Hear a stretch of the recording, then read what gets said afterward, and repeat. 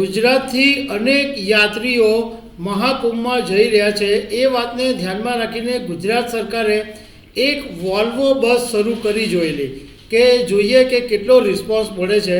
પણ આ બસને એટલો જબરજસ્ત રિસ્પોન્સ મળ્યો કે હવે ગુજરાત સરકારે બીજી 5 નવી વોલ્વો બસ શરૂ કરી છે અને એ પણ જુદા જુદા શહેરોથી। નમસ્કાર। પ્રયાગરાજના મહાકુંભમાં લગભગ 20 દિવસ થઈ ગયા અને હજુ પણ યાત્રાળુઓનો જે ધસારો છે એ યથાવત છે અને ગુજરાતથી અનેક યાત્રીઓ મહાકુંભમાં જઈ રહ્યા છે। એ વાતને ધ્યાનમાં રાખીને ગુજરાત સરકારે એક વોલ્વો બસ શરૂ કરી જોયેલી કે જોઈએ કે કેટલો રિસ્પોન્સ મળે છે। પણ આ બસને એટલો જબરજસ્ત રિસ્પોન્સ મળ્યો કે હવે ગુજરાત સરકારે બીજી 5 નવી વોલ્વો બસ શરૂ કરી છે અને એ પણ જુદા જુદા શહેરોથી।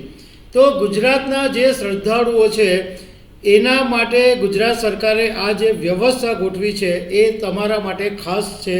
તો આના વિશે તમારી સાથે વાત કરીશ।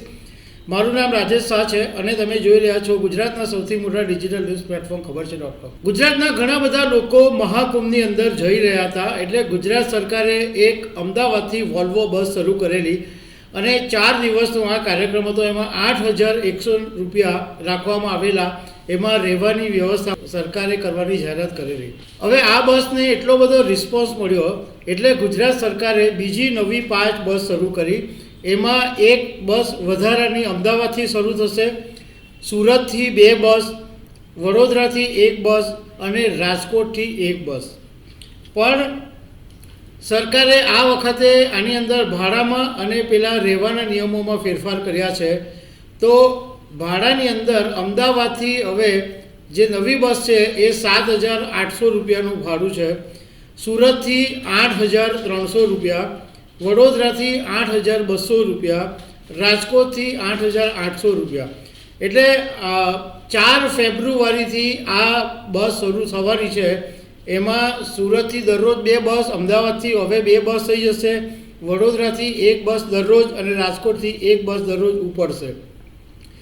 હવે ગૃહ રાજ્યમંત્રી હર્ષ સંઘવીએ એક્સ પ્લેટફોર્મ પર ટ્વીટ કરીને લખ્યું છે કે સુરત અને રાજકોટની જે બસો છે એ પ્રથમ અને ત્રીજી રાત્રિએ મધ્યપ્રદેશના બારણમાં જે એમપી બોર્ડર પાસે આવેલું છે ત્યાં રહેવાની વ્યવસ્થા કરવામાં આવશે અને અમદાવાદ અને વડોદરાની જે બસ છે એ પહેલાં અને ત્રીજી રાત્રિએ શિવપુરી, મધ્યપ્રદેશમાં શિવપુરી ખાતે રહેવાની વ્યવસ્થા રાખવામાં આવશે।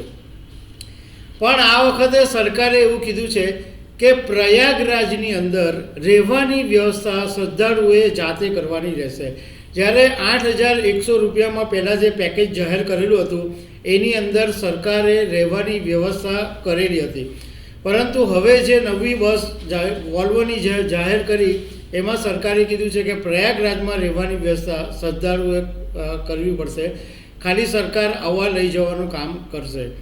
તો આ ગુજરાતના લોકો માટે એક તક છે, કારણ કે આમ તો મહાકુંભને 20 દિવસ થઈ ગયા છે અને હજુ બી આમ જોવા જાય તો 25 દિવસ બાકી છે, કારણ કે 13 જાન્યુઆરી 2025થી શરૂ થયેલો આ મહાકુંભ 26 ફેબ્રુઆરી 2025ના દિવસે પૂરો થવાનો છે। તો દર્શક મિત્રો, આવી અનેક વાતો સાથે અમે તમને મળતા રહીશું। Thank you very much.